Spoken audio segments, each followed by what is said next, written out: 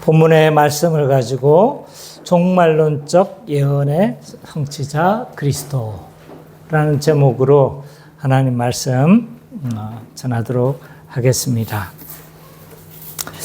지난주 본문을 우리가 좀 잠시 좀 살펴보고 복습하는 시간을 좀 가지도록 하겠습니다. 지난주 본문을 통해서 우리는 예수 그리스도께서 죄를 사하시는 권세가 있음을 우리가 살펴봤습니다. 그래서 죄를 사하시는 그 권세로 말미암아 하나님 나라를 이 땅에 가져오시는 분이시다라는 것을 우리는 살펴봤죠. 그래서 1절과 8절을 봐보면 죄를 용서하시고 사하시는 그리스도의 권능의 모습이 잘 보여지고 있습니다. 2절에서 이제 예수님은 그들의 믿음을 보시고 제사함을 선언하십니다. 이 사람의 병의 원인은 아마 죄의 결과였던 것 같아요. 그래서 죄의 결과였기 때문에 예수님은 그에게 제사함을 선언하십니다. 근데 문제는 이 옆에서 이것을 지켜보고 있던 사람들의 문제였죠. 그들은 이제 지켜봤었을 때 누가 죄를 사할 수 있겠느냐? 하나님이 왜 누가 죄를 사할 수 있겠느냐라고 하면서 예수님을 뭘로 이해를 하고 있는 거예요? 신성모독죄로 이해를 하고 있던 거죠. 그래서 예수님은 이런 유대인들의 생각을 아시고 예수님은 그들에게 질문을 하시는 거예요. 질문의 요지는 뭡니까? 일어나 걸어가라고 하는 것이 쉽냐? 제사함을 선포하는 것이 쉽냐? 동문서답하는 것처럼 보여집니다. 근데 이제 결론은 뭐예요? 제사함을 선언하는 게 더 쉽다는 거죠. 왜냐하면 일어나라 하는 건 뭐가 많다는 증거가 필요하잖아요. 그죠? 증거도 필요한 거고, 후자는 이 제사함을 받았다라는 것은 뭐 아무런 증거가 필요 없는 거잖아요. 그죠? 그래서 근데 이제 예수님은 뭘 선택하시는 거예요? 어려운 걸 선택하시죠. 그래서 일어나 걸어나. 그런데 이 사람이 뭐가 있었던 거예요? 죄의 문제가 죄의 문제로 인해서 뭐가 생겼던 겁니까? 이 모든 문제가 생긴 거잖아요. 일어나 걸어라 함으로 말미암아 예수님이 뭐도 있다는 것을 알게 하시는 거예요. 죄사함의 권세도 있다는 것을 알게 하시는 거죠. 그래서 둘 다 증명하셨다 라고 할 수 있는 거죠. 그리고 9절부터 13절은 이 마태복음서의 저자인 마태를 부르는 그 사건이 보여지고 있습니다. 이 마태복음에서는 이 마태를 마태라고 해요. 그러나 누가복음에서는 이 마태를 마태라고 하지 않고 레위라고 합니다. 이 원래 본명이 아마 레위였던 것 같아요. 근데 예수님께 부름을 받으면서 예수님이 아마 그의 이름을 지어준 것 같아요. 그래서 마태라고 부릅니다. 그 뜻은 뭐냐면 하나님의 선물이라는 뜻입니다. 그래서 이 마태는 이 자기의 본래 이름이었던 네이라는 이름을 사용하기보다 이 마태라는 이름을 더 선호했던 것으로 보여집니다. 어쨌든 이 마태는요, 가브나움의 세관에서 일하던 세리였습니다. 그런데 이제 유대인들은 일반적으로 이 세리를 죄인들의 대명사로 여겼죠. 왜냐하면 안 그래도 이제 세금 공무원들이 참 싫잖아요. 뭔가 내 돈을 떼어가는 것 같고 내 돈을 막 뺏어가는 것 같으니까 싫은 데다가 그 당시의 세리들은 이제 이 로마의 앞잡이 노릇을 했어요. 그래서 월급을 안 받았기 때문에 뭘 합니까? 로마에 바치는 세금만 거두는 것이 아니라 자기의 월급도 거기에 포함해서 거뒀고, 근데 그 정도만 하면 굉장히 양심적인 이제 세리였죠. 근데 대부분 이제 큰 부자가 될 만큼 많은 이제 세금을 거뒀습니다. 그래서 굉장히 세리들을 싫어했어요. 그래서 죄인들의 대명사다. 근데 이것도 마음에 들지 않는데 예수님이 누구와 죄인들과 더불어 식사하시는 모습을 보고 막 수군수군 되는 거죠. 그래서 제자들을 공격하는 거예요. 왜 그러냐면 이제 유대인들은 이 식사를 통해서 자신들의 어떤 정체성을 지켜냈습니다. 그래서 함부로 그들은 식사를 하지 않아요. 자기의 가족 정도로 여겨져야 식사에 초대하고, 지금도 유대인들은요, 아무하고 식사하지 않습니다. 왜냐하면 부정해진다고 생각하는 거예요. 이방인들은 원래 율법적으로 뭡니까? 부정한 자인 거잖아요. 그래서 아무나 식사에 초대하지 않습니다. 그런데 죄인을 초대해서 예수님이 하는 거예요. 그러면 누가 부정해지는 거예요? 율법적으로 보면 예수님이 부정해지는 사건이거든요. 근데 이제 이런 정결 규례를 어기고 율법을 어기는 이런 행동을 때문에 매우 분노하면서 이제 제자들을 공격했던 겁니다. 이때 예수님은 이 말씀하시죠. 강건한 이들에게는 의사가 필요 없지만 병자들에게는 필요하다. 그 당시 있었던 격언이었습니다. 이 격언을 사용하시면서 예수님이 죄인을 위해서 죄를 사하시는 권세를 가지고 계시지만 뭐 하지 않으면 죄를 인정하지 않고 인지하지 못하면 치료가 불가하다는 것을 그들에게 암시적으로 보여주고 있습니다. 그래서 1절과 13절은 이제 예수님은 죄를 사하시는 권세를 가지신 분이시지만 그 은혜를 받는 자는 누구다? 죄를 인정하고 그분 앞에 겸손하게 믿음으로 나아가는 자가 그 은혜를 수혜자가 될 수 있다는 걸 잘 보여주고 있습니다. 자, 오늘 본문은 이제 이 예수님이 8장, 9장에서 계속적으로 기적만 보여주시는 거예요. 근데 8장과 9장 가운데 세 개의 기적, 3개씩 기적 묶음이 있어요. 그래서 8장에 3개의 기적, 그 다음 8장 후반에 2개의 기적과 9장 초반에 1개의 기적이 한 묶음. 그리고 오늘 하는 이제 이 세 개가 한 묶음이다. 라고 할 수가 있습니다. 그래서 왜 이걸 한 묶음으로 보냐면 본질적으로 한 가지 메시지인 거예요. 각각의 다 다른 이야기를 하고 있는 것처럼 보이지만 본질적으로는 좀 하나로 묶어질 수가 있다. 물론 하나하나를 한 사건 한 사건을 가지고 우리는 설교를 할 수 있어요. 그러면 제가 한 90살까지 살아야 되고요. 너무 설교할 게 많아요. 그래서 저는 좀 어떤 분들은 이렇게 짧게 끊어서 좀 자세하게 설명하기를 선호하시는 분들이 계세요. 마틴 로이드 존스 목사님이 좀 약간 이런 여기에 좀 포함했죠. 청교도 중에 어떤 분은 욥기만 자기 죽을 때까지 욥기만 설교하신 분도 계세요. 진짜요. 욥기만 자기 죽을 때까지 설교하신 분 계세요. 근데 저는 좀 그걸 선호하기보다는 좀 크게 해서 좀 큰 맥락을 읽어가는 걸 좀 좋아해서 조금 자세히 설명되지 못하는 부분이 있다 할지라도 핵심은 다 이야기를 하려고 하니까 좀 잘 들어주시면 감사하겠습니다. 18절과 우리가 38절을 우리가 보면 4개의 문단으로 좀 나누어질 수가 있어요.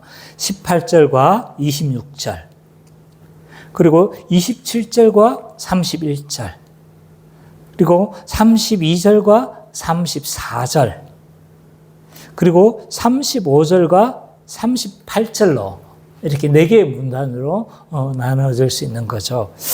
어떤 분은 이게 이제 4개의 설교가 되는 거예요. 저는 이제 1개의 설교로 묶는데, 먼저 18절과 26절을 봐보면 관원의 죽은 딸과 12해를 혈루병을 앓고 있는 여인을 치유하신 사건을 좀 보여주고 있죠.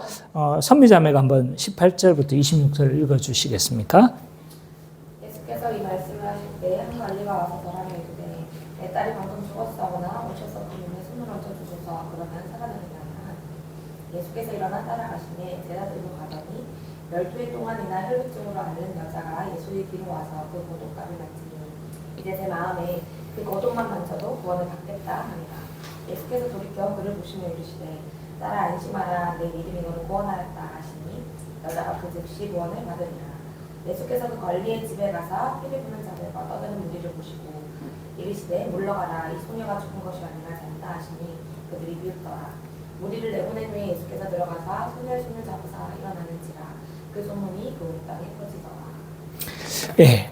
18절과 26절을 봐보면요. 사실은 두 개의 사건이 그 안에 있어요. 그죠?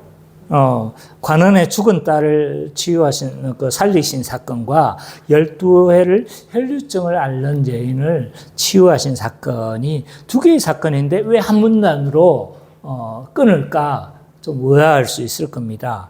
왜냐하면 비록 두 사건으로 구성되어졌지만 관원의 죽은 딸을 치유하신 사건 안에 이 사건이 끼어 있죠. 그죠? 샌드위치 구조라고 할 수 있는데, 그래서 이제, 이 두 가지 사건이 있지만, 마태의 의도는 뭔 거예요? 저자의 의도는 뭔 겁니까? 이걸 한 사건으로 취급하기를 원하는 거예요. 본질적으로 한 사건으로 이해를 하고 있는 겁니다. 왜 두 가지 사건인데 한 가지 사건이냐? 마가복음도 동일한 구조로 되어져 있습니다. 그래서 두 가지 사건을 통해 전하려고 하는 메시지가 동일합니다. 뭐냐라고 했었을 때 결론부터 먼저 말한다면 죽음에서 해방시키시는 그리스도의 모습을 보여주고 있는 겁니다.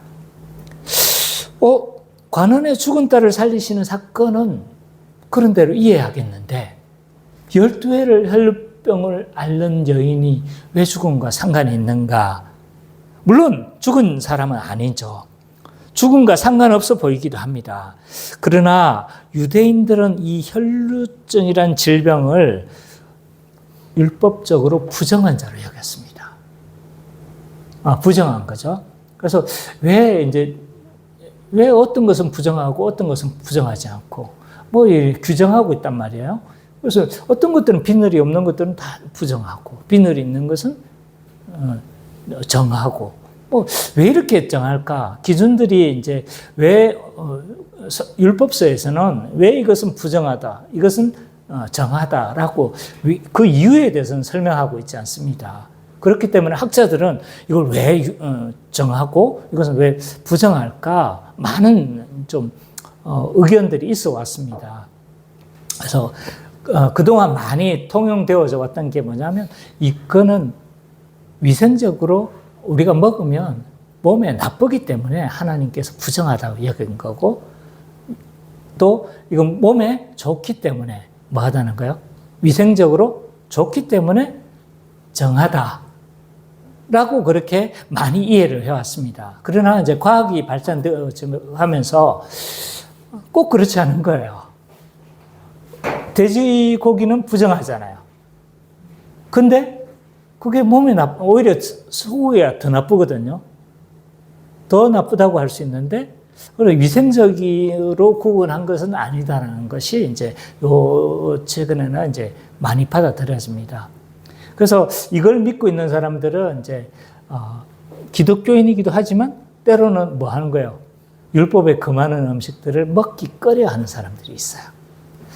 지금도 이제 이런 주장들을 하고 계시는 분들이 계세요. 그분들은 뭐 크게 저는 그거 하고 싶진 않아요. 저는 이거 좀 오늘 설교 이거 말하려고 한 건 아니었는데 좀 추가로 설명하는 겁니다. 산청에 이제 노우호 목사님이라고 유명하신 분이 이제 이런 주장을 좀 많이 하세요. 어쨌든 그러나 이 최근 경향은 이제 왜 부정하지 않느냐라고 했었을 때 죽음에 가까운 것은 부정하고 죽음에서 좀 멀어진 것은 정한 것으로. 그래서 피를 흘린다는 건 뭐 하다는 거예요? 죽음에 가깝다고 보는 거예요. 그래서 이제 제이콥 밀그롬이라는 분이 이제 이 주장을 했는데 이 주장을 많이 받아들여요. 그래서 죽음에 가까운 것은 부정하고 죽음에서 먼 것은 정하다, 거룩하다라고. 근데 이것만이 100% 맞지는 않아요. 그래서 크게 이제 두 가지, 그것까지 이야기하면 이제 너무 많은 시간이 들고. 어쨌든, 그런 관점에서 보면 이 여인은 지금 어디에 가까운 거예요? 죽음에 가까운 거예요. 거기에다가 이 여인은요, 거의 정서적으로 죽었다고 봐야 돼요. 누가복음이나 마가복음에서 보면 이 여인은요, 굉장히 많은 돈을 허비했어요. 이 병을 고치기 위해서. 뿐만 아니라 이 여인은 율법적으로 부정하잖아요. 그러니까 공동체 안에서 뭐 할 수 구할 수 있습니까? 없습니까? 구할 수가 없는 거예요. 그러니까 공동체 밖에서 거의 살아야만 했고, 그렇기 때문에 율법적으로 봐도 거의 죽음에 가까운 사람이고, 정서적으로 봐도 뭐 한 거예요? 죽었다고 봐야 된 거예요. 근데 이 여인을 살리심으로 말미암아 살리시죠. 그래서 이 관원의 죽은 딸도 살리는 사건도 전형적으로 죽음에서 해방시키는 그리스도의 모습을 잘 보여주고 있습니다. 그래서 예수님은 그녀의 손을 잡았어요. 근데 소녀가 일어났죠, 그죠? 일어나다라는 이 용어가 뭐가 쓰인지 아세요? 에게이로라고 있는데 부활하다 이런 의미가 있어요. 그래서 부활을 지칭하는 에게이로를 사용함으로 말미암아 죽음에서 살리시는 그리스도의 모습이 잘 드러나고 있다라고 할 수 있죠. 그리고 27절부터 31절은요. 예수님이 두 맹인을 그 믿음대로 고치신 사건이 등장하고 있죠. 우리 애찬 형제가 한번 읽어주십시오.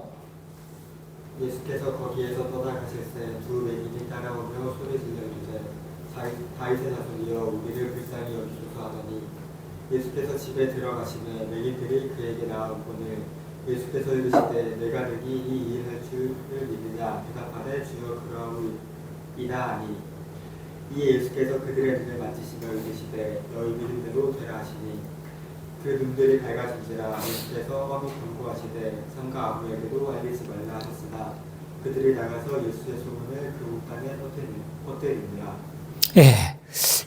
예수님이 두 맹인을 그 믿음대로 고치신 사건인데요. 예수님이 떠나가실 때 두 맹인이 다가왔던 것 같아요. 다윗의 자손이여, 우리를 불쌍히 여기소서 막 외쳤던 거예요.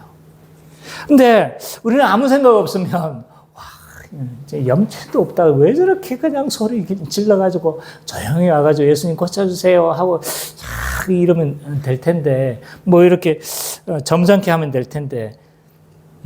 근데 사실은 이 다윗의 자손이요, 이건요, 당신은 메시아입니다. 이 고백을 하고 있는 거예요, 지금. 이 사람들은 눈을 뜬 사람이 아니잖아요. 그죠? 아무것도 안 보이는 사람인 거예요. 근데 예수님을 뭐로 지금 고백하고 있는 거예요? 메시아로 고백하고 있어요. 왜 이게 메시아라고 고백하는 거냐 하면, 다윗의 자손이여, 이건요, 당신은 다윗 언약의 성취자입니다 라고 고백하는 것 같아요. 왜 그러냐면 다윗 언약에서 이제 우리 언약 배우고 있는데, 이 다윗 언약에서 영원한 왕을 주시겠다고 약속하셨거든요. 그러니까 다윗의 자손으로서 당신은 그 왕이라는 거예요.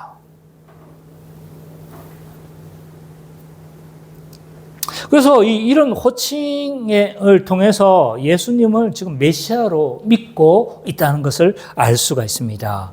그래서 이때 예수님 뭐라고 하는 거예요? 네, 믿음대로 될지어다. 아마 이 맹인들은요, 그 메시아 시대 때 나타난 현상들이 있거든요. 나중에 좀 찾아보게 되겠지만, 맹인들이 눈을 뜨고 막 하는 이런 사건들이 있거든요. 이것까지도 기대했던 것 같아요.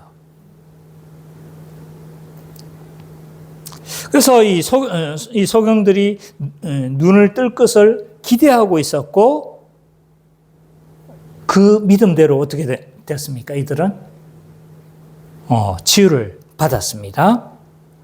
그런데 예수님 뭐라고 하시는 거예요? 이들에게 엄히 경고하사 아무에게 알리지 말라. 가끔 예수님이 이런 말씀하세요. 이런 걸 이제 신학자들은 이런 예수님이 자꾸 자기를 감추시려고 하거든요. 이런 사상을 가리켜서 메시아닉 은닉 사상이다라고 이제 표현을 해요. 신학자들은. 왜 예수님은 자신의 정체를 자꾸 감추려고 하실까요? 예?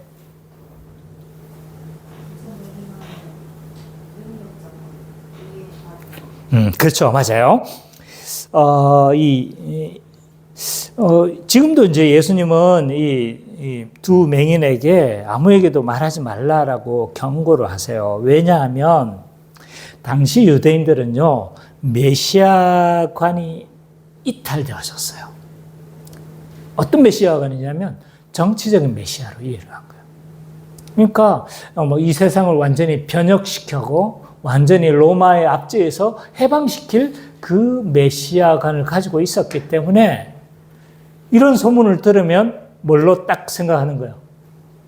저분이 우리를 로마의 압제에서 해방하실 분이 아닌가 이렇게 생각하는 거죠. 그래서 오병이어 사건에서도 예수님을 뭘로 삼으려고 합니까? 왕으로 삼으려고 하죠. 이유가 다 거기에 있는 거예요. 그래서 예수님은 지금 십자가의 때가 아직 가깝지 않기 때문에 계속적으로 감추시고 계시는 거죠. 그래서 이런 유대인들이 이 잘못된 메시아관을 가지고 있었기 때문에 그들에 의해서 좀 어떻게 되면 예수 그리스도의 사역이 차질을 빚을 수가 있는 거죠. 그래서 사역 초기에는 계속적으로 감추세요.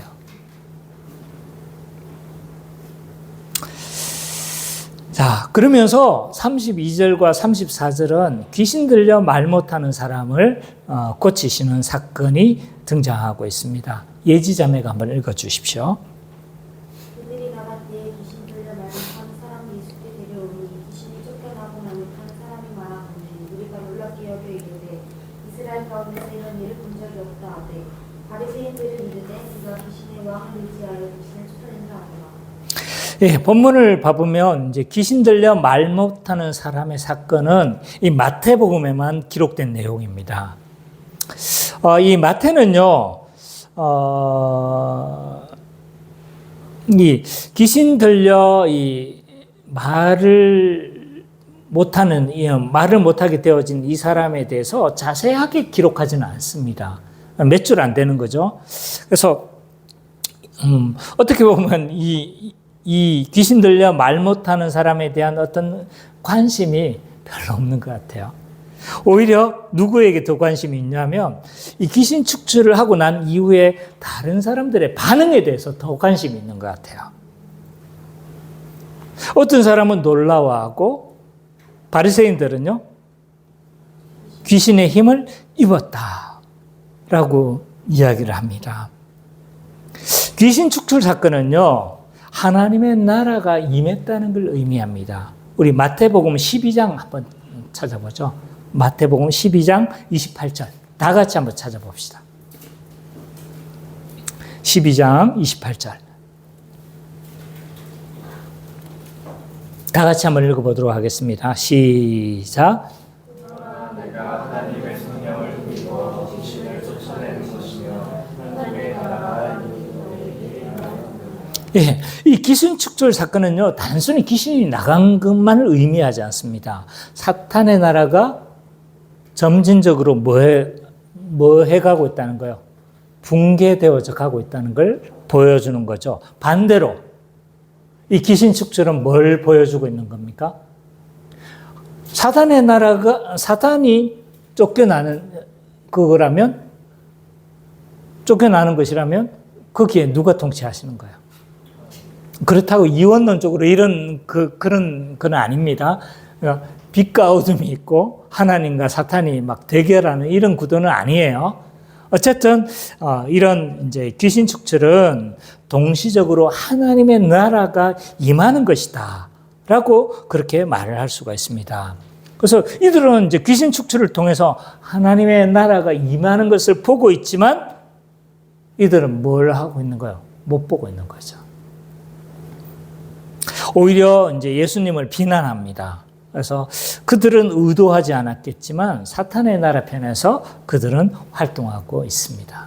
그들이 어디에 속해 있는가를 잘 보여주고 있는 거죠. 자, 이 세 가지 사건은요, 모두 한 가지 메시지를 전달하는 역할을 가지고 있습니다. 뭘까요? 서로 달라 보이는 이 사건들이 어떤 것으로 묶어줄 수가 있는가요? 오늘 제가 제목을 달았죠? 그 메시지는 예수님이 종말론적 예언의 성취자라는 거예요. 이사야 35장 5절, 6절 한번 찾아봅시다. 이사야 35장 5절, 6절.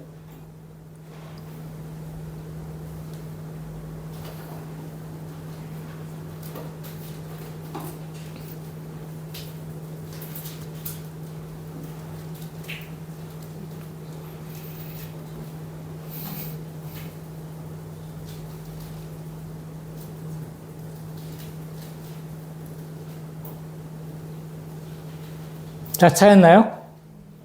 이사야 35장 5절, 6절 같이 읽어보도록 하겠습니다. 시작. 그때에 맹인의 눈이 밝을 것이며 못 듣는 사람의 귀가 열릴 것이며 그때에 저는 자는 사슴같이 뛸 것이며 말 못하는 자의 혀는 노래하리니 이는 광야에서 물이 솟겠고 사막에서 시내가 흐를 것임이라. 구약에서부터 계속적으로 나온 전망들이 있어요. 메시아적 전망들이 있는데 그 전망들은 뭐냐? 막 이 한 곳에만 있는 게 아니에요. 이사야도 하고 호세아도 하고 요엘 선지자도 하고 많은 선지자들이 메시아적 전망 또는 종말론적 전망이라고 해요. 그때 무슨 나타나는 현상들에 대해서 이야기를 하는 거죠. 이사야는 그때 뭐가 일어날 거예요? 맹인들이 눈이 밝아질 거고 또 말 못하는 자가 말을 하게 될 거고 그때 서는 자가 사슴같이 뛰게 될 거다라고 이야기를 하는 거예요. 요엘 선지자는 뭐라고 했을까요? 구약의 많은 선지자들이 이런 메시아적 전망 또는 종말론적 전망을 해요. 종말에는 이런 일이 벌어질 거야. 말세는 이런 일이 벌어질 거야. 라고 이야기를 하는 거죠. 요엘 선지자 우리가 잘 알죠.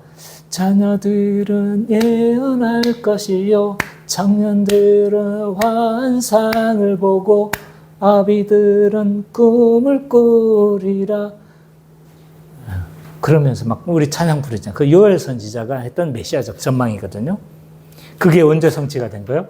성령을 임하심으로 이게 성취가 되어졌다. 그래서 베드로 사도가 딱 오순절 성령 강림 때 이 요엘 선지자의 구절을 이야기를 하면서 이 말씀이 성취됐다라고 하시잖아요. 지금 오늘 이 이사야는요, 이 말세에 어떤 일이 벌어지냐, 종말에는 어떤 일이 벌어지느냐라고 했었을 때 맹인들이 눈을 뜰 것이고 벙어리가 귀가 열릴 것이며 저는 자가 뛸 것이다. 비록 죽은 자가 살아날 것에 대해서 말하고 있지는 않지만 지금 이런 종말론적 예언들이 예수님을 통해서 뭐 했다는 거예요. 지금 성취되어졌다는 것들을 보여주고 있습니다. 그래서 예수님을 오신 이유가 종말인 거예요. 성경이 말하는 이 종말, 우리 종말론 배우죠, 그죠? 성경이 말하는 종말은요, 막 적그리스도가 오는 막 재림의 그때가 종말이 아니고 예수님의 초림 때가 종말의 시기입니다. 예수님이 오심으로 말미암아 종말이 시작되어진 거예요. 그래서 이 종말론적 현상들이 지금 예수님을 통해서 성취되고 있구나라는 것을 마태는 드러내 보여주고 있는 겁니다. 한 문단이 남았어요. 35절과 38절은요, 8장과 9장을 마무리해주는 역할을 합니다. 지금 이제 기적 묶음들이 쭉 나온다고 했잖아요. 그죠? 이걸 마무리해주고 10장을 소개해주는 역할도 합니다. 10장. 다음 장. 우리 혜원자매가 읽어주시겠습니까? 35절부터 38절. 예수께서 모든 도시와 마을에 두루다니사 그들을 회당에서 가르치시며 천국 복음을 전파하시며 모든 병과 모든 약한 것을 고치십니다. 우리를 보시고 불쌍히 여기시니 이는 그들이 목자 없는 양과 같이 부진하며 부진합니다. 이에 지자들에게 이르시되 출소할 것은 많되 일꾼이 적으니 그러므로 출소하는 주인에게 청하여 출소할 일꾼들을 보내주셔서 하라 하시니라. 예, 35절과 38절은요, 이 35절과 36절부터 38절로 또 나눌 수 있어요. 이 35절은요, 8장, 9장을 마무리해주는 역할을 해요. 왜 8장, 9장을 이 35절이 마무리해줄까? 옛날에 여기에 대해서 설명한 게 있었어요? 기억나시는지 모르겠어요?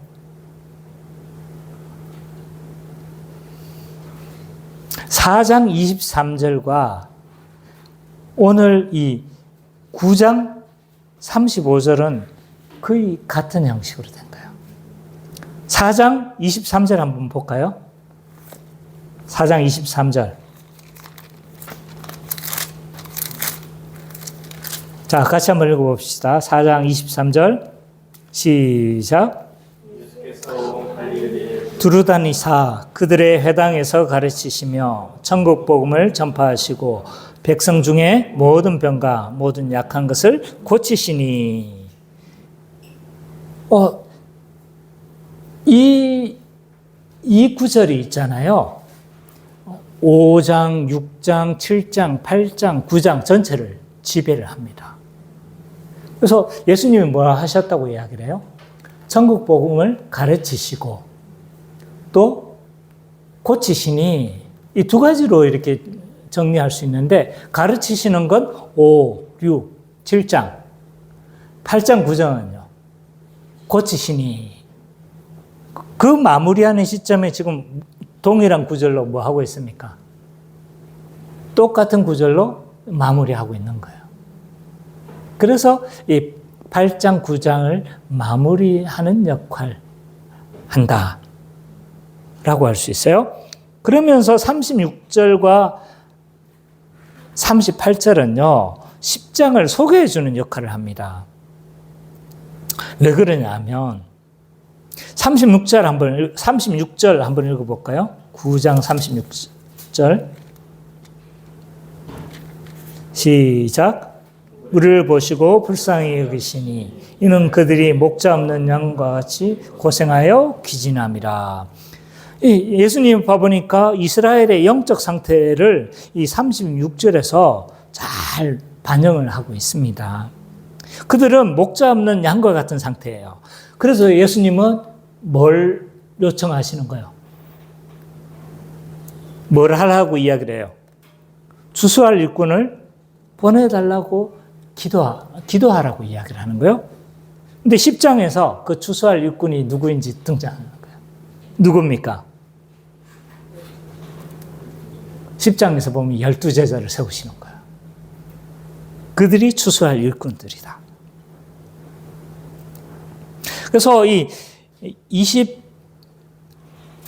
36절과 38절에 대한 그 응답으로서 10장이 제시가 되고 있는 것이다 라고 할 수 있는 거예요. 그래서 이 맨 마지막 절은요, 9장을 마무리하는 역할, 8장 9장을 마무리하는 역할도 하지만 또한 10장을 소개하는 역할도, 연결하는 어떤 브릿지 역할을 한다라고 할 수가 있는 거죠. 그래서 18절과 38절을 한마디로 말하면 뭐라고 우리는 정리할 수 있을까? 예수님은 종말론적 예언의 성취자로서 죽음을 이기시고 보지 못하는 자를 보게 하시며 말 못한 자를 말하게 하시는 분이시다 로 이렇게 정리할 수가 있습니다. 그러면 오늘 이 말씀이 오늘 우리에게 어떻게 적용될 수 있는지에 대해서 살펴보도록 하겠습니다. 첫 번째로, 교회는 그리스도께서 죽음을 이기셨듯이 죽음을 이기며 살아가야 합니다. 12해를 혈류병으로 고통받는 여인을 고치는 사건과 이 관원의 딸을 살리신 사건은요, 전형적으로 그리스도께서 우리를 죽음에서 해방시키시는 분이심을 잘 보여주고 있습니다. 그래서 이 죽음에서 해방시키심을 결정적으로 보여주고 있는 사건이 뭐냐면 예수 그리스도의 부활 사건인 거죠. 그렇죠? 그래서 이 부활 사건을 통해서 온전히 이것을 성취하셨습니다. 따라서 우리는 그리스도께서 죽음을 이기셨듯이 이기신 분이시고 우리에게 그 죽음을 이기게 하시도록 하시는 분이시다면 동일하게 우리도 죽음을 이기면서 살아야 합니다. 인류의 가장 큰 숙제는요, 죽음의 문제에서 해방되는 것이 인류의 가장 큰 숙제였어요. 누가 뭐라고 해도요, 인간이 가장 두려워하는 게 뭐냐라고 했었을 때 저는 죽음이라고 생각해요. 진시황 우리 잘 알잖아요. 진시황도 엄청난 권력과 부를 소유한 사람이었습니다. 근데 이걸 버려두고 죽으려고 하니까 어떻게 되는 거예요? 억울에 미치는 거죠. 그래서 이제 우리가 잘 알다시피 모든 돈과 권력을 어디에 집중시켰습니까? 죽지 않고 늙지 않는 불로 장생약을 이제 구하려고 했죠. 근데 이제 아이러니하게 이 사람의 죽음의 원인이 뭔지 아세요? 네, 수은 중독입니다. 수은 중독. 그 당시에 불사약이라고 여겼던 수은을 많이 섭취했던 것 같아요. 그래서 뭐 그게 아니라는 설도 많이 있지만 수은 중독으로 보여집니다. 그래서 그 수은 때문에 이 사람은 더 빨리 죽었어요. 그만큼 진시황에게 있어서도 이 죽음은 큰 문제였죠. 저도 제 이야기도 했죠, 그죠? 저도 죽음에 대해서 굉장히 두려워했던 사람입니다. 그래서 중학교 때도 그렇고 고등학교 때도 그렇고 이 죽음에 대한 문제를 심각하게 고민한 적이 있어요. 그래서 이제 너무 두려웠어요. 나라는 존재가 사라지는 거예요. 내 생각, 사고, 기억 다 없어지는 게 굉장히 제가 좀 철학적이었나 봐요. 이런 사라진다는 게 너무 두려웠어요. 그래서 이제 식음을 전폐했죠. 우리 어머니가 엉엉 울었어요. 제가 막 식음을 전폐하니까. 이놈의 자식아, 밥은 먹어야지. 하면서 막 밥 먹어야 된다고. 근데 밥을 안 먹었어요. 그래서 제가 어느 정도 밥을 안 먹었냐면 영양실조까지 갔어요.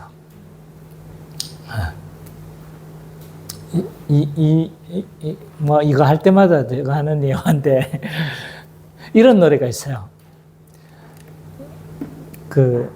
하늘을 보며 뛰어보자 활짝 하늘이 노랗구나 영양실조다. 옛날에 이런 노래가 있었거든요. 우리 동네와 있었던 노래인지 모르겠는데 실제로 영양실조 되어지니까 세상이 노랗더라고요. 안 돼봤죠? 안 해봤죠? 영양실조 안 돼봤죠?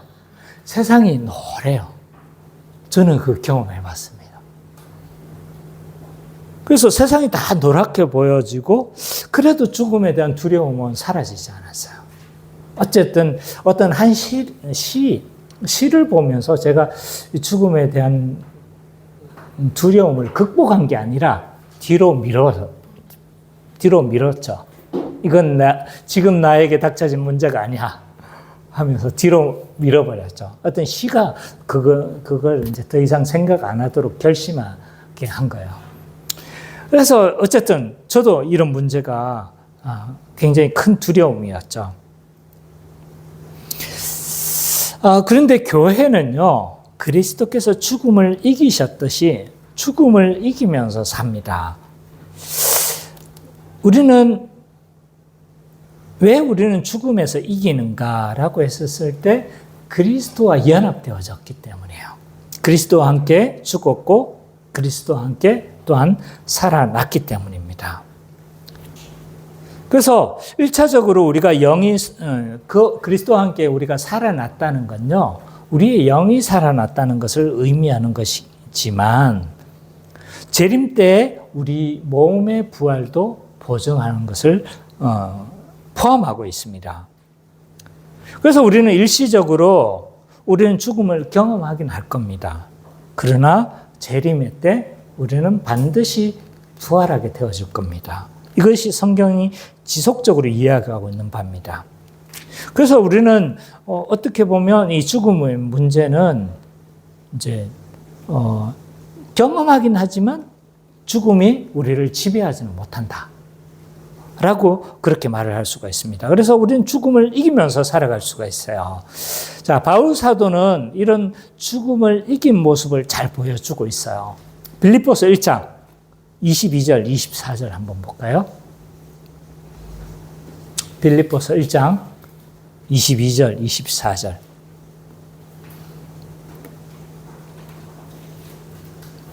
우리 성민 형제가 한번 읽어 주십시오.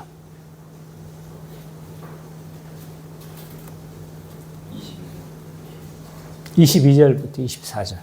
그러나 만일 육신으로 사는 이것이 내일의 열매일진데 무엇을 택해야 하는지 나는 알지 못하노라. 내가 그 둘 사이에 끼었으니 차라리 세상을 떠나서 그리스도와 함께 있는 것이 훨씬 더 좋은 일이라 그렇게 하고 싶으나 내가 육신으로 있는 것이 너희를 위하여 더 유익하리라. 바울 사도는요, 이 삶과 죽음에 대해서 굉장히 처연한 자세를 보여주고 있습니다. 그래서 죽으면 나는 더 좋다는 거예요. 왜? 그리스도와 함께 거하니까. 근데 사는 것도 뭐 하다는 거예요? 유익하다는 거예요. 왜 유익하다는 거예요? 살아있는 동안 형제들을 유익하게 할 수 있으니까. 복음을 가르치고, 복음을 더 많이, 그래서 살아도 유익하고, 죽어도 나에게는 더 좋다. 라고 이야기하면서 삶과 죽음에 대해서 처연한 태도를 보여주고 있는 거죠. 교회도 동일합니다. 우리는 죽음을 이기면서 살아가는 존재예요. 구체적으로 우리는 죽음을 이기며 살아간다는 게 뭘까? 죽음을 이기면서 살아간다는 건요, 단순히 죽음을 두려워하지 않는 것만을 저는 포함하지 않는다고 생각해요. 이 바울 사도처럼 삶과 죽음에 대해서 초연한 태도가 필요하겠죠. 이런 태도를 가진 사람은 어떻게 살아가나라고 했었을 때 죽음이 끝이 아니라 통로로 이해하기 때문에 고난이나 손해 앞에서도 손해 또는 박해 앞에서도 물러서지 않습니다. 죽음이 끝이라고 생각하면 어떡할까요? 이런 사람의 죽음이 끝이고 죽음이 마지막이고 한 사람의 멸절을 의미하는 것이라면 어떻게 해서든 죽지 않으려고 하고 죽음 앞에서 어떻게 됩니까? 비급해지겠죠. 그죠? 그러나 죽음을 이기면서 살아간다는 건요, 고난이나 손해, 박해 앞에서 그것을 초연하게 받아들일 수 있는 거죠. 그리고 물러서지 않는 거예요. 저는 이것이 죽음을 이기는 자의 삶이다 라고 그렇게 말을 하고 싶습니다. 또한 죽음을 이기는 사람은요, 세상의 가치를 붙잡지가 않습니다. 세상의 가치가 많죠. 성공의 가치, 또 물질의 가치, 쾌락의 가치, 이런 가치를 붙잡으려고 하지 않습니다. 인간이 추구하는 세상의 이런 가치들은요, 왜 추구할까요? 물론 우리가 좋아하는 것이고 사랑하는 것이기도 하지만 이런 인간이 추구하는 이런 세상적인 가치는요, 죽음의 두려움에서 출발한다는 사실 아십니까? 이런 세상의 가치는요, 죽음의 두려움에서 출발하는 가치다. 왜 그러냐? 왜냐하면 우리가 더 많이 소유하려고 하는 이유는 뭡니까? 죽기 전에 더 많이 갖고 싶은 욕망 때문에 생겨나는 것이고요. 왜 우리가 세상의 쾌락을 추구하느냐? 죽기 전에 최대한 뭐 하고 싶은 거야? 즐기고 싶은 욕망에서 출발하는 것이다. 따라서 죽음을 이기는 사람은요, 죽음의 끝이 아니라 뭘로 이해하는 겁니까? 통로로 이해하는 거죠. 그래서 세상의 가치를 붙잡지 않습니다. 이것이 죽음을 이기는 자의 삶이다. 또한 죽음을 이기는 자의 삶은 어떤 것이냐라고 했었을 때 소망 가운데 고난을 견디면서 살아갑니다. 왜냐하면 죽음은 끝이 아니라 통로이니까 어떻게 하는 거예요? 부활에 대한 소망으로 지금 닥쳐지는 여러 어려움들에 대해서 뭐 하면서 살아갈 수 있습니까? 견디고 소망으로 인내하며 살아갈 수 있는 거죠. 큰 두 번째입니다. 교회는 그리스도를 보게 된 자로서 그리스도를 증거하며 살아가야 합니다. 오늘 본문을 보면요, 두 명의 이 맹인은 예수 그리스도를 온전히 보게 된 사람이었습니다. 근데 아이러니한 건요, 본다고 하는 사람들은 그리스도를 못 보고, 앞을 볼 수 없었던 맹인들은 예수님을 봤습니까? 못 봤습니까? 영적으로 본 거죠, 그렇죠? 그리스도라고 고백을 했어요. 사실 우리도 그리스도를 볼 수 없는 자예요. 맹인 같은 자예요. 우리의 능력으로 그리스도를 볼 수 있는 자가 아닌 거예요. 영적으로 시체와 같은 자였죠.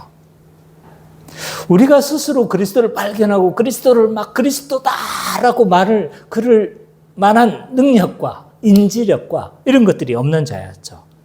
근데 우리가 어떻게 보게 되었는지는 알 수 없지만 순전히 뭐라고 말을 할 수밖에 없는 거예요? 은혜라고 말을 할 수밖에 없는 거죠. 은혜로 우리는 어떻게 보게 될 수 있는지는 알 수는 없지만 그러나 맹인과 같이 눈을 뜨게 함으로 은혜로 그리스도를 보게 한 자인 거죠. 보게 된 자죠. 그래서 그리스도를 보게 된 자로서 교회는 어떤 태도를 가지면서 살아야 될까라고 했었을 때 첫 번째로 작은 1번입니다. 자기 중심적인 삶에서 그리스도 중심적인 삶을 살아갑니다. 그리스도를 본 자는 어떻게 살아가느냐? 자기 중심적인 삶에서 그리스도 중심적인 삶을 살아갑니다. 갈라디아서 2장 20절을 보면 이렇게 말씀하고 있습니다. 이제는 내가 산 것이 아니요 그리스도께서 내 안에 사신 것이다 라고 고백하고 있어요. 이 말은 삶의 기준과 목적이 내가 원하는 곳에서 이제 그분이 원하는 것으로 바뀌게 되어졌다는 거예요. 전에는 내가 살았어요. 그러나 이제는 그리스도를 만난 이후에 누가 사는 거예요? 내 안에. 그리스도께서 사시는 거예요. 그래서 이 삶의 기준과 목적이 내가 원하는 것에서 그분이 원하시는 것으로 바뀌는 것은 너무나 자연스러운 현상입니다. 그래서 전에는 삶의 모든 기준이 내게 유익이 되는 것이었어요. 그러나 이제는 어떻게 바뀝니까? 하나님의 뜻과 그리스도의 뜻을 염두하면서 우리는 살아가게 됩니다. 이것이 살아난 자의, 그리스도를 보게 된 자의 당연한 반응이다. 그렇기 때문에 소소한 예를 한번 들어본다면 직장 가운데서 부정적인 방법으로 승진을 택하기보다 정직함을 택하겠죠. 자기의 유익보다 공동체의 유익을 생각할 겁니다. 두 번째 특징은요, 목적이 없던 삶에서 사명과 목적을 가지는 삶을 살아갑니다. 그리스도를 본 자는요. 그래서 그리스도를 보기 전에는 목적이 없는 삶이었어요. 그러나 그리스도를 보고 난 이후의 삶은요, 목적이 있는 삶으로 변합니다. 왜냐하면 이 삶의 기원을 말하고 있는 것은요, 크게 세 가지밖에 없어요. 윤회론적인 세계관, 또한 진화론적인 세계관, 또 하나는 창조론적인 세계관. 이 세계에서 거의 벗어날 수가 없어요. 그래서 삶의 기본, 우리의 삶이 어떻게 시작되어졌느냐? 돌고 도는 것이다. 윤회론적인 세계관인 거죠. 그죠? 불교가 이런 세계관을 택합니다. 거기도 마찬가지고. 저쪽에 여러분 중에 그런 종교가 있을지 모르겠지만, 저기 어디에요? 인도의 힌두교도 뭐합니까? 돌고 도는 것을 이해를 하는 거죠. 그런 윤회론적인 세계관인 거예요. 이걸 믿지 않으면 또 어떤 걸 믿습니까? 진화론적인 세계관을 가지는 거죠. 그래서 인생은 그냥 우연히 던져진 존재야. 던져진 존재고, 그래서 이 인간이라는 것은 그냥 인간이 어떻게 신화를 거쳐서 발전되어져 가지고 그냥 발전한 유기체 중에 하나다라고 보는 세계관을 택할 수도 있는 거죠. 이것이 이제 진화론적인 세계관이다. 또 하나는 이제 창조론적인 세계관이에요. 하나님이 모든 것을 창조하셨다라고 보고, 근데 이 앞에 말했던 두 가지 세계관은요, 절대로 그 안에서 삶의 목적을 찾을 수가 없어요. 윤회론적인 세계관은요, 삶은 뭐다? 순환인 거예요, 순환. 순환이니까 계속적으로 의미 없이 돌고 도는 반복인 거예요. 거기에서 어떤 삶의 목적을 찾아내기가 어렵습니다. 진화론적인 세계관, 우연히 던져진 존재에서 삶의 목적이란 찾아볼 수가 없는 거죠. 나라는 존재는 뭐 한 거예요? 그냥 이런 농담에서 죄송한데 엄마 아빠 불장난해가지고 그냥 태어난 거예요. 여기에서는요, 어떤 삶의 목적이란 있을 수가 없습니다.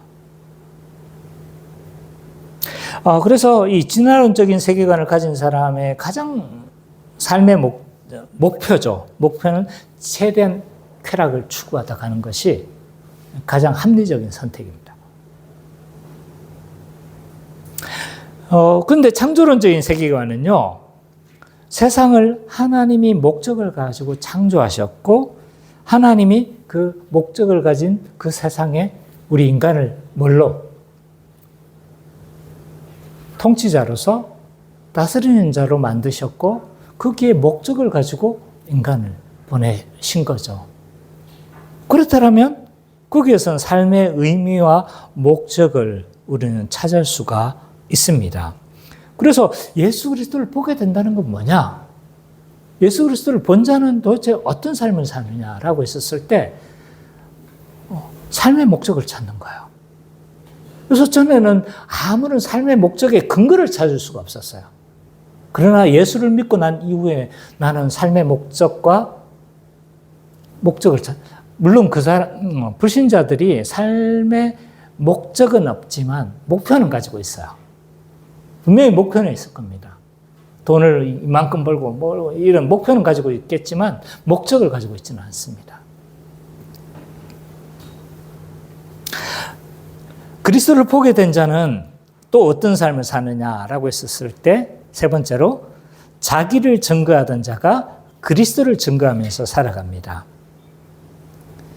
거듭나지 않는 죄인의 가장 큰 특징은요, 자기 본위적인 삶을 삽니다. 자기 중심적인 삶을 사는 거죠. 그래서 이런 삶의 태도는요, 그의 말에서도 분명하게 드러납니다. 자기 본위적이고 자기 중심적으로 살아가는 사람들은 그 말은 어떤 말로 드러날까요? 자기를 자랑하는 말, 자기를 드러내는 말, 자기를 은근히 높이는 말, 이런 말을 사용하겠죠. 왜? 자기 중심적이니까.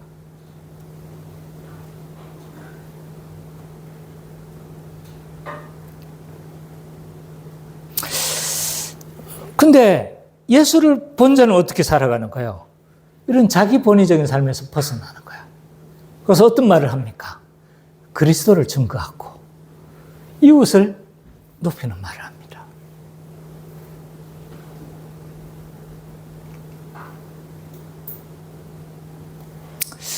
그래서 이제 예수를 만난 사람은요, 그의 삶에서, 그의 말에서 이런 분명하게 이런 것들이 드러나요. 그래서 복음을 알면 알수록 있잖아요, 예수를 증거하려고 해요. 제 아내에서 저는 그걸 분명하게 봤습니다. 아내가 복음을 깊이 하며 알수록 뭐 하냐면, 틈만 나면 복음을 전하려고 해요. 우리 아내가 이 카페에서 하는 일을 여러분들은 못 보셨죠? 그냥 잠시 그냥 카페 음료하고 만드는 것만 여러분들은 보셨겠지만, 아내가 복음을 깊이 알면 알수록 뭐 하냐면요, 저 사람과 관계를 잘 맺어서 복음을 전할 수 있는 기회를 찾으려고 노력해요. 우리 아내가 전에부터 그런 사람이 아니었거든요. 모태신앙이었어요. 뭘 해도 못해하는 모태신앙. 뭐 하면 안 된다고, 안 하려고 하고 피하려고 했던 사람이었는데, 아내가 복음을 깊이 하면 알수록 뭐 하려고 하냐면 자꾸 복음을 나누려고 해요. 여러분 주위에 예수 잘 믿는 사람 있죠? 예수 잘 믿는 사람 옆에 가면 무슨 이야기 하려고 합니까? 복음 이야기 하려고 하죠. 그죠? 네. 그리스도를 자랑하는 이야기로 하려고 하는 거죠. 본문의 맹인도 어떡합니까? 예수님을 보고 난 이후에 예수님은 금하려고 하고, 말하지 마! 말하지 마! 그런데 뭐 합니까? 내가 그리스도를 만났다! 하지 않았습니까? 동네만 오면 소문을 다 내는 거예요. 예. 예수를 알지 못할수록 자기를 나타내고 자기를 자랑하는 말로 자꾸 채우려고 하는데, 예수를 만나면 만날수록 있잖아요. 내 말이 어떻게 변화가 되냐면, 그리스도를 증거하는 말과 복음을 증거하는 말과 다른 사람을 높이는 말로 자꾸 세워져 갑니다. 그리스도를 나타내려 하죠. 따라서 우리는 그리스도를 보게 된 자로서 그리스도를 선전하며 그리스도를 증거하며 살아가는 것이 당연합니다. 이처럼 그리스도 안에서 죽음을 이기며 그리스도를 보게 된 자로서 그리스도를 증거하며 살아가는 우리 기쁨의 교회 모든 성도님 되시기를 간절히 축원합니다.